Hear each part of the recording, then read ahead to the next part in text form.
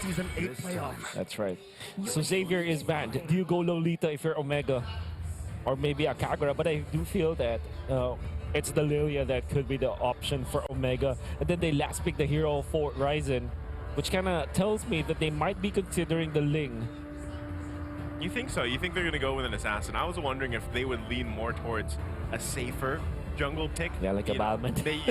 That's the top hero on my mind here. Yeah. Was maybe just go for the Balmond because you know you want to be contesting those objectives early on, and it also gives you another tool to deal with the Cult Altar. Yeah, that's true. That is a valid answer for Omega, which kind of tells me that it would be better if they last pick their jungle choice this time, so that they will know at least what Blacklist wants to run with. So a mage isn't coming, like Kagura, Lilia perhaps, but instead, what can go wrong, right? There he is. You know. Beautiful face. They're racing Blacklist. Yeah. They're forcing Wise to show his hero first. They know this is one of the options. I mean, look at this. The Balmond and the Lolita, that's the King and Queen. Exactly. Do you go for the Barretts if you're Blacklist International? That's probably the other safest option. Yeah. You know? Yeah. Grab someone that's sturdy, tanky. You can also use it, you know, with the Daytona's Welcome. Yep. Get some setups that you hopefully go in your favor, but still, you know, what is that last pick, even if they go with the Barretts? Maybe something like a Farsa or an Eve. Yeah, actually the Eve still looks good for Blacklist International. We still don't know where the Faramis is going. It's the backshots of the bats. Wise's hero, yes, that's a jungle backsha. What did Haji pick up? It's Eve. Okay. It's a roamer Faramis. Okay, so the Julian is available. I wonder if Omega's actually trying to go for that. That was a fast lock-in here. Yep. 6 picks and 9. Okay, the Lilia that we talked about earlier on. Lolita Lilia combo. All right. Go back season 9, the code that bent things in Escalera cracked. Exactly. We're successful with. So what I like about the Lilia Lolita is that it speeds up the tempo. If you pair that up with this Balmond, there's a lot of kill potential and territorial control that you have. Baksha, however, is not a hero that is easily taken out, though. Yeah. So that might be an issue. Plus the Faramis too. Yeah, that's also true. That's it. That's health bars. That's Extra health. Multiple health bars. Yeah. Man, who would have thought that the fastest draft will come from the most rivaled team? Yeah. Set of teams. I mean, wow. It's clear. Again, I'm so happy that Coach Pakbet have got some reinforcements in Amethyst and Coach Why Not. More hands-on, I'm guessing now in Season 10. But then again, you're staring down the barrel against SEA Games gold medalists, Master of the Basics, Dexter, and Bonchan. Yeah. So again, it comes with the territory that these great minds have figured each other out. Welcome to Game 1. It's the Land of Dawn calling. We have to figure out something real. They use this to set the pace here as we jump back into the game. Let's see. So the difference is Faramis is going to be played in a more supporting role as a position 5. We're going to be wanting to go for those tanky items like the Dominance Eyes as well as the Radiant Armor, which I think will play an important role in this burst type of composition coming out from Omega. When Blacklist International hits their timings, they're going to be very difficult to take down unless Keldra says otherwise. That's another 50-50 down there. I would not be confident in saying that there's a clear winner there, especially if nobody visits. Look, they can go on forever. Look, oh, mini-map. Yeah, they're literally just forcing each other here, both at half health. Edward also getting worked on quite low here. And this is all just in the first minute of the game. Yeah, it's going to be... I think that if we're looking all across the map, the only hero that has a straight-up counter is Edward. Yes. So he is, if anyone is going to struggle in this particular game, it's probably just Edward, which, you know, is going to be a test of character to this guy.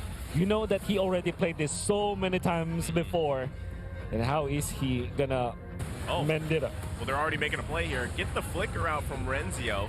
That's step 1, right? Again, you're talking about that matchup here with Dyroth obviously having the favor with Renzio having that in hand. So they already get the flicker down, but you can see Smart Omega making the play, come give some backup here. Weiss has got more EXP compared to Ryzen, which I assume he has got better farm as well. So they will still get level 4 onto Ryzen, so you still have that lethal counter. But we'll find out how Omega is gonna approach this first turtle. This Wise timed it so well. Look, the perfect use of the Puissance earlier when they tried to threaten Renzio. Now he has the ult back up plus a retribution, so I'd say they can contest this even in the face of Ryzen's Bauman. Yeah, okay. That's the fight you want to see. Yeah, meanwhile, in the turtle pit, they're fighting for it. RWM comes out. They're going to crash down, forcing Omega back here. Chaknu taking quite a bit of damage. Haji's still tanking that turtle too. But look at that! And that's first blood drawn here. And Smart Omega trying to trade it off. Turtle still up. But it's going to be an even trade. Actually, it's a 2-for-1. But they grab the turtle with Ryzen taking the first objective of the game. Kill intent was there for Omega. The moment that they went in for the turtle, you would think that they will try to focus on that neutral objective. Instead, when Weiss showed himself and the real world manipulation was dropped down, they grouped up together and went in onto Weiss, popping the lethal counter. The unfortunate thing is that they lost the first blood, but they still got the turtle anyways. And Omega deciding to go for the heroes instead of the turtle was a great decision on their part. There must have been some level of I know you know. Yeah, because I agree. when you're fighting a Balmond, the instinct is to turn on heroes so that you get the man advantage, and then eventually you get the turtle. But what Omega did was they played this dichotomy, this whole 50-50, and turned it on its head. Instead, they went on heroes, and then they cleaned up. Yep. Are they going to try to force the Black Shoes? That they do. Etu Max has to use the sprint too. So again, what we're seeing from BLACKLIST International is they're not fully committing to these things just yet. They know they're lacking a little bit of damage here, but they're able to get resources, whether that's a flicker, whether that's an ultimate. Yeah. More interestingly, this matchup in the middle, because there's so much that's happening across the map. Yeah. We see a true 1v1 in the bottom lane where both marksmen are. And so far, Kelra will have a little bit of an advantage over Oheb, but that's just so minimal at this point. It's an even game down the bottom lane. I love how Venus and Wise, Venus and Chaknu visited, and then they both left just as quickly, and making like Ken Watanabe from the Godzilla movie said, let them fight. Let them fight. Just let them fight. Okay, the charge up from Chaknu, forcing the flicker out from Oh My Venus. They're going to be happy with that so far, but Ryzen and Renzio just planting themselves in the jungle here. Wise doesn't want to let that happen. There's the Cult Altar. RWM comes out to Edward now from the backside. Going to force them back here. Oh My Venus on the hunt too, but Edward gets punished. Man and another down. turtle up here. Going to go in the hands of Smart Omega. Man down, it's the same thing. It's the same sequence. Did you see that? That was very smart from Omega. They forced out some of the ultimates of BLACKLIST International around the purple buff. BLACKLIST International obliged with 2 or even 3 imported ultimates. RWM, the Cult Altar, as well as the Puissance and Kelra might even win this. Short a bullet.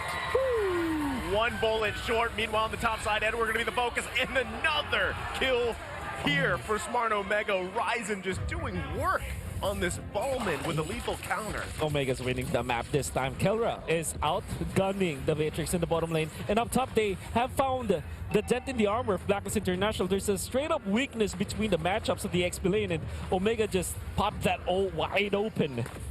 And they had to control the map this time. 3.2k, who would have thought that he will lead like this? Okay, we're going to get focused on now. Tries to juke them out, but you can't juke out the real-world manipulation. But here comes Chaknu and Etu Max. They might be looking for some revenge. Chaknu going to get focused on back off here. Black Shoes going to be committed. Ryzen just around the corner.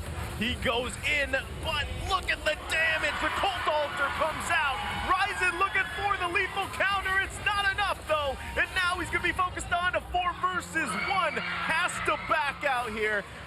Big play, but Renzio comes back.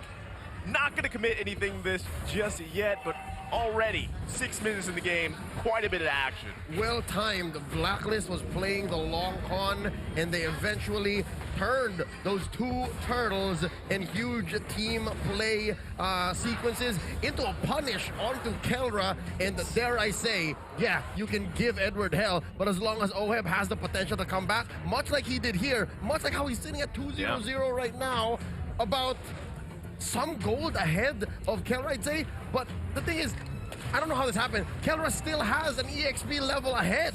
Well, you know, the value of the gold that he got, however, I mean, I'm talking about OHIB here with 2 kills. When you're talking about like the distribution of wealth for Blacklist International, you're happier. And up until that moment, though. But Kelra finds another play. Yeah, they're still going to be looking for something. They did commit the conceal. They might look for an angle here on the bottom side. Ryzen going to be working on the jungle there, forcing the Cold Altar around. One after another, the Queen is down. Another kill going in the hands here of Chak Nu. Wise trying to buy some time at 2 max falls. Now Ryzen here on the backside, trying to buy some more time. Doesn't have enough damage here to follow him up just yet. Kelra happy. They get the turret down, and now they can go to where they need to be. Very sweaty game, but it was, I mean, the fast skirmish. I would say Omega really wanted that. Surely they lost that to Max, but they got a tower, and Kelra also gets a kill, collects himself a lot of bounty in this game. Now will be taking over the mid lane and the bottom lane. There's so much farm on Kelra's side, and it's gonna be a bit of a problem in the incoming minutes for Omega. It's gonna be the mid game, 8 minutes in, and the Lord will be next. But oh my Venus. Oh my Venus coming in, dragging 2 members down. There's the burst coming out from OHIB as he gets down Chak Nu. So they only get 1. That was so close there. Luckily, Etu Max with the black shoes. So they only lose 1, but look at the gold lead. They're still holding on here. Can they hold on to it long enough? I think that they don't really think about the gold lead and how great it is for Omega. What they care about now is to funnel everything into OHIB. Even that kill was given to OHIB, and he will get a turret as well, the bottom lane. So maybe Blacklist International are thinking, this is not about the overall economy. As long as we get the items for OHIB, we're okay. Close call. The show almost stopped, and the showstopper could have pushed that, could have forced the issue, but this is great. What Blacklist is doing is they're forcing the issue and giving Omega problems to think about, to solve, so that they can get a clearer go at the Lord and eventually reclaim part of the map. Oh, a mid-lane madness here. Black Shoes already going to be committed by Etu Max, real-world manipulation. All the ultimates coming down. Etu Max falls. Renzio trying to run to help out the team. There's the drag from the Queen. Can they get the kill? As they do. Ryzen, there's Kelra on the backside, forcing OHIB back. Kelra with the play, grabbing the double, and it's a wipeout. The triple for Smart Omega, and it's a Lord on top of it. I could not have thought of a more beautiful team fight. Yes, Omega did concede a few lives, but they got exactly what they needed and more. And this is the Goku versus Vegeta battle where everything is put on the line. They're given all of their ultimates. You saw that clash. It was Omega finally overpowering Blacklist International. Unfortunately for Blacklist, they went in with their Cult Altar, and when it expired, it was very awkward for Oh My Venus to be in front of Omega despite him landing a 2-man Shadow Stampede. There was Omega with the counter. Big props to Ryzen for holding onto the ultimate at the right moment. And then finally, Kelra activating the Wind of Nature at the right moment when he battled against 2 of the members of Blacklist International. Everybody played that well. Even when Blacklist International lost the fight, they still managed to force Omega into those tight spots. But unfortunately, once the Cult Altar is done, Omega will definitely have the advantage. Wolf, about 5 minutes earlier, you mentioned how the gold, the resources, how it's funneled and how it's allocated for Omega is making all the difference. Kelra, he's about 2,000 gold ahead of OHIB right now. That's scary. That's a full Wind of Nature ahead, technically speaking. I mean, Haji's doing quite a bit of work, the best he can here. Chak Nu gonna go down. Big pickup, as I just said. Haji making wonders out of the situation despite the gap here. Let's see if they can follow up. Ryzen gonna get pulled in. Kelra goes in on the backside, pops the blazing duet, cancels out pretty much the Cult Altar. OHIB falls here, and it's just pandemonium under the tier 2 turret as Smart Omega finds the kill. It's a 1-for-1 trade, but they grab the turret. Masterful juggling of the turret aggro. They gave up Chak Nu to start, but they got away with so much more in OHIB while taking down the tier 2. My God. Omega is just on fire right now. Their shot calling and the way that they have synced together, it's phenomenal to watch. You would have thought that Kelra is crazy to go into that fight under the Cult Altar and a turret. And they went in for OHEB. They targeted specifically OHEB because they know that OHEB doesn't have his Wind of Nature just yet. So what actually happened is you're going to think that Kara will not have enough damage, but then again, Renzo was there. So they overload onto just one hero, just focused on that one. And they, like you said, juggled through the turrets. My God, Omega's on fire. And it's not for the lack of maneuvers from Blacklist. They were working with their kits fully. Again, Oh My Venus was where they needed to be, and they did use the Cult Altar, but as soon as I saw the extra life bars go with snap. With Renzio still having his Abysm Strike, I'm like, it's over. Two dudes are dying at least. At least the equivalent is one OHEB, and that's two one dudes. OHEB. I mean, you get one OHEB, that's a huge amount of damage gone, right? Exactly. And again, this is why it works so well against the Faramis pick is, you know, you have the Blazing Duet, you have the lethal counter, and that enough is taking care of the Cold Altar. Yep, and that's also why they took away the Lolita away from Blacklist International. That's their plan all along. The Lord Dance seems like not a dance at all as Omega is scattered through the map because they know that they have the advantage. Not just, I really like this beautiful touch of the Lilia. It's a rather low commitment hero that just whittles down and then pokes the life bars of Blacklist, and at some point may force Cult Altar. And as we were just talking, again, the beautiful way Omega has been playing this 30-minute game to clean Lord take. It's the second Lord of the game, a Luminous Lord. Now they're going to start taking away, choking out Blacklist's own resources. Now we're going to be looking at the items. Looking at the Beatrix, the Wind of Nature is now available, so if ever, he's going to be gunned down by Omega. You see, that's a big problem to have. But you can see that Omega is actually dealing well with these defensive maneuvers coming up from Blacklist International. I would also take note that Renzio as well as Ryzen, although they build up the tank, because of the economy of Omega right now with 8k ahead, they now have offensive / defensive items through the War Axe and of course the Twilight Armor from Ryzen. Well, here we go. They're going to be marching in with this Lord, charging up the Nuno Blast. They do land one, but can't commit just yet. The charge out from the Lord. Turret's going to be half health here. They can defend here, but Wise is going in the backside, but look at the Blazing Duet into the base. Kelra goes. Wise gets caught here. He falls. Big pickup. OHEB also quite low, but they still defend for now. So it's only Wise that gets taken out. Oh my God. You see Omega just let go of the handle, but another fight incoming. Still going for it. Chakdu gonna charge up here. Mortality gonna be popped. Real world manipulation. They're trapped in a bad position. OHEB grabbing a kill for himself, plus Haji. 2 fall for Smart Omega. Oh My Venus, Dragon Rising to the double kill for OHEB. Omega overstayed their welcome, and Blacklist welcomed them with loving arms. They stayed underneath that turret for way too long, may have called the wrong targets at the wrong millisecond, and that's what left Blacklist with all of their inhibitors and a few good kills. Oh my God, the crowd is crazy. You saw how Oh My Venus outplayed them as well. When Ryzen went in for the lethal counter, it wasn't that lethal. And when Ryzen tried to go for the spin over Oh My Venus, he just flickered out. Wonderful footwork coming out from the Queen, and we are going to see it through the instant replay. I think that Omega really wanted to push the turret, but it was ill-advised. There's so much defense coming up from Blacklist. So far, the craziness that we are seeing for Omega has been paying off, but not that time. I mean, Haji just getting in a great position there, but now Wise going to be focused on. Once again, he's quite a lot more tanky now, so he's going to be fine. Nothing just committed just yet. They're going to be crashed down on the... Wow! OHEB with the big kill. There you go, the double. He's looking for another, but he falls.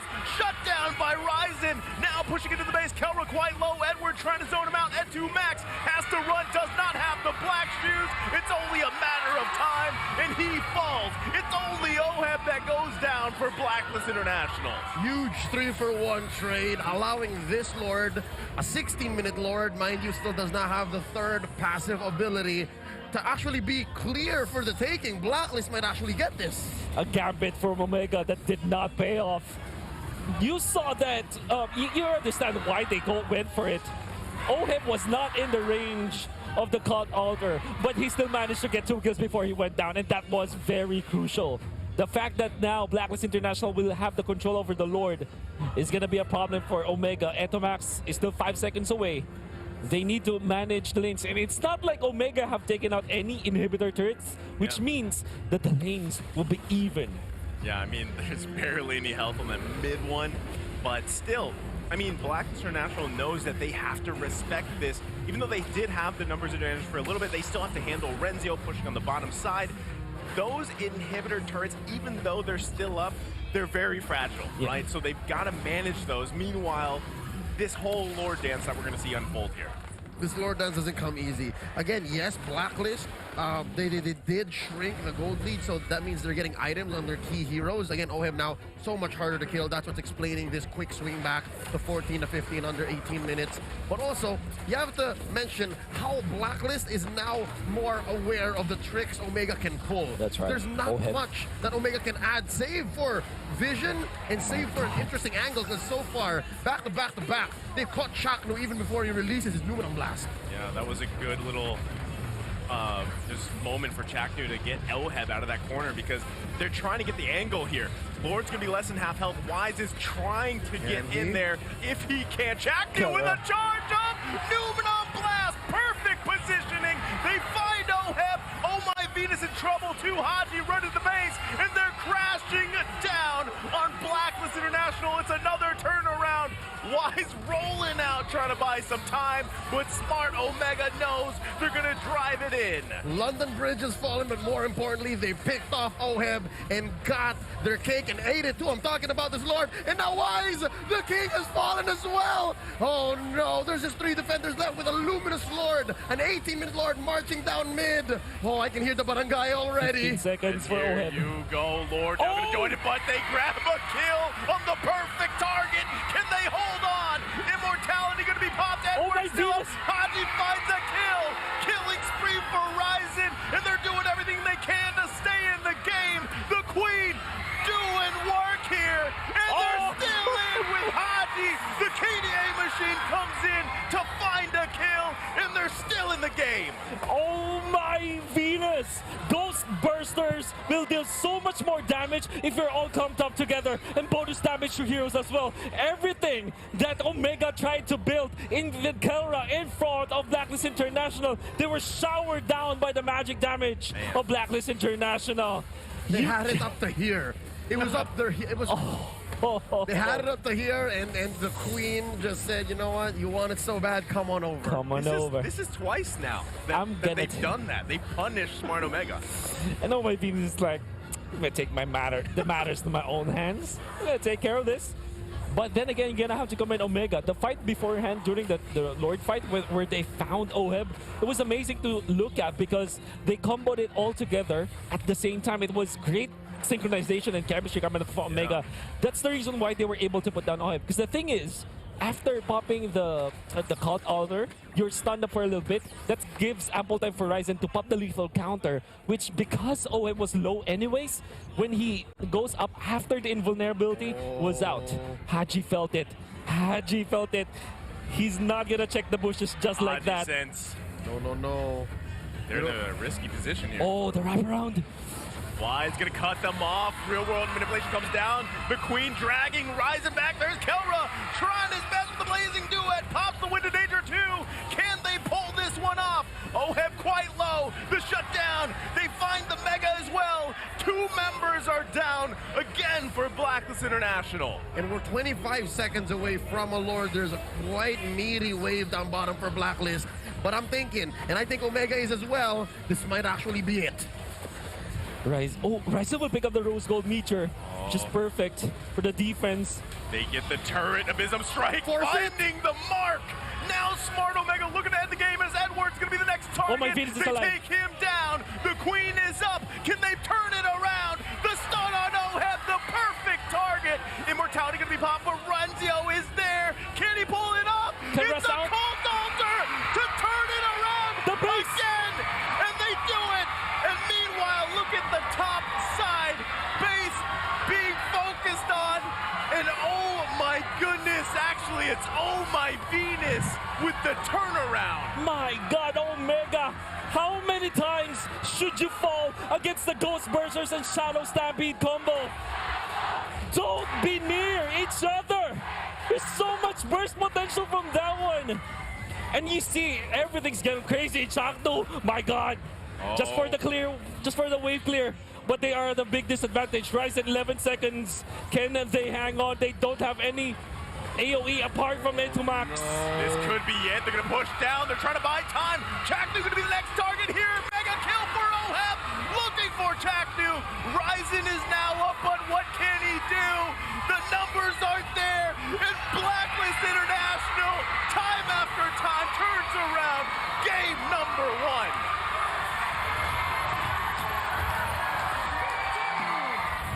In true Blacklist fashion, they punish every little mistake. They make their way through